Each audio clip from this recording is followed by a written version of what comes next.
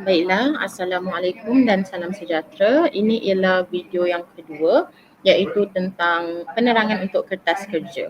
Baiklah, saya akan terus menunjukkan contoh kertas kerja supaya lebih faham dan spesifik. Okey, so bagi cover page perlu ada logo UPM, logo Jubli Emas dan logo kelab dan akhir sekali ialah logo FEDSAP. Baik, untuk logo Jubli Emas hanya digunakan sehingga hujung tahun 2021 ini. Start daripada 2022 tak perlu letak lagi logo Jubli Emas ini. Okey, kemudiannya bagi cover page perlu adanya nama program, tarikh, tempat dan anjuran. Baik, untuk font ataupun saiz-nya ialah Libre Franklin saiz 16 untuk cover page sahaja. Bagi untuk content ialah Libre Franklin saiz 12. Okey. Alright. So, muka surat pertama akan bermula daripada senarai kandungan ini. Okey, senarai kandungan haruslah copy paste sekali semua walaupun tak ada certain macam contoh mungkin implikasi kewangan tak ada, anggaran pembelanjaan dan pendapatan tak ada, ataupun macam mungkin penceramah ataupun tetamu kehormat tak ada. So tapi still kena letak dalam senarai kandungan dan juga dalam konten nantilah.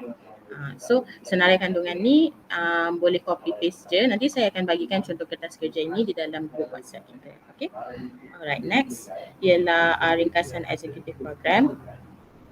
Baik, untuk ringkasan executive program mesti ada nama program, kemudian ada tujuan.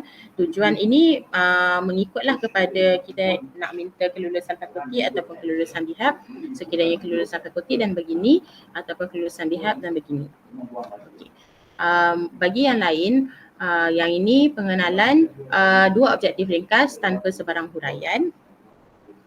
4 aktiviti mengikut audiens kita. Sekiranya kita hanya buka kepada pelajar fakulti, oleh itu kita punya 4 aktiviti ialah kepada pelajar dan kepada fakulti saja.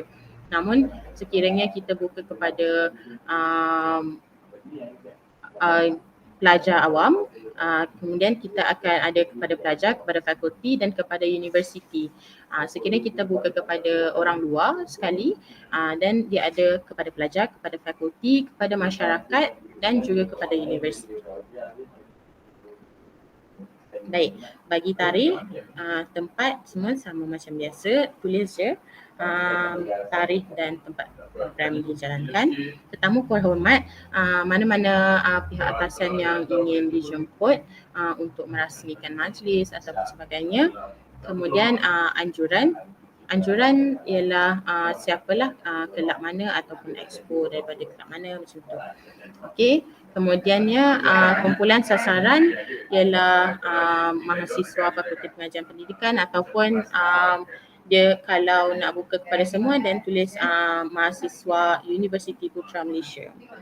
Okey, dan jumlah pernyataan bagi anggaran sahajalah. So macam contoh yang dalam ni ialah 250 orang mahasiswa Fakulti Pengajian Pendidikan. Okey. So untuk penutup dan syur, beginilah sekiranya mahu menghantar kepada mesyuarat pengurusan fakulti dan tulis mesyuarat pengurusan fakulti.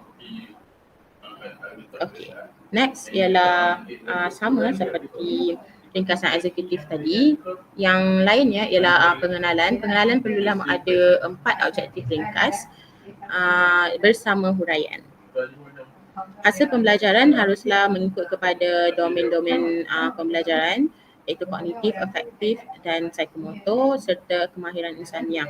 Boleh merujuk kepada website ini sekiranya tak mahir lagi tentang hasil pembelajaran ini. Baik, 4 aktiviti sama juga macam tadi, tak ada apa-apa. Tetamu kehormat sekiranya tiada dan tulis tiada.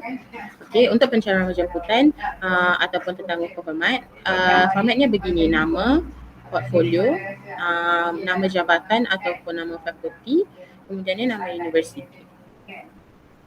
Baiklah, untuk kumpulan sasaran dan jumlah peserta, ambil balik apa anggaran yang kita letakkan dalam ringkasan eksekutif, tetapi letakkan juga apa yang mereka akan peroleh daripada program ini. Mereka akan peroleh ECJL ke, mereka akan peroleh merit ke, akan perlu ditulislah di dalam kertas kerja ini.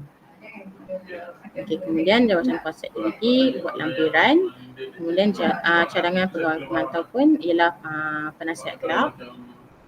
Kemudian tentative program buat lampiran juga, lampiran 2. Dan kemudiannya bagi anggaran perbelanjaan dan pendapatan sekiranya tiada implikasi kewangan juga perlu membuat lampiran. So tulis rujuk lampiran 3 walaupun tiada implikasi kewangan. Nanti saya akan jelaskan macam mana nak buat lampiran tu. Baik, untuk penutup dan insur sama sahaja.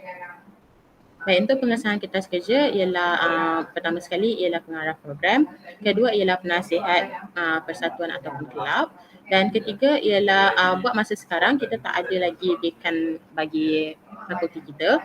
So kita letak pemangku dekan Fakulti Pengajian Pendidikan dahulu iaitu Profesor Madya Dr. Suhaib bin Asimira. Okay. So ini adalah lampiran 1, mesti ada jawatan kuasa induk aktiviti. Kiranya lampiran untuk jawatan kuasa kena ada 2 iaitu jawatan kuasa induk aktiviti dan jawatan kuasa pelaksana. Okey, kemudiannya tentative program adalah untuk lampiran 2 dan untuk lampiran 3 seperti yang saya katakan tadi ada anggaran pelancaraan dan pendapatan. Okey, sekiranya tiada implikasi kewangan perlulah dibuat begini. Mesti ada table ni dan sebagainya dan tulis tiada implikasi kewangan yang terlibat dalam program ini. Sekiranya ada dan dalam bil ni tulislah 1 perkara apa yang kita ingin belanjakan, kuantiti. So contohlah kita nak beli kipas, so perkara kipas kuantiti 3, harga seunit 20, harga total 60 macam tu. Anggaran pendapatan pula bil 1 perkara, contoh sumbangan daripada Fakulti Pengajian Pendidikan. Okey, dan perkara penggunaan digunakan untuk apa sumbangan tu, untuk membeli apa ke macam tu. Okey, dan jumlah pendapatan ialah berapa yang kita ingin mohon daripada Fakulti Pengajian Pendidikan. So kalau ada sponsorship pun tulis di dalam anggaran pendapatan ini.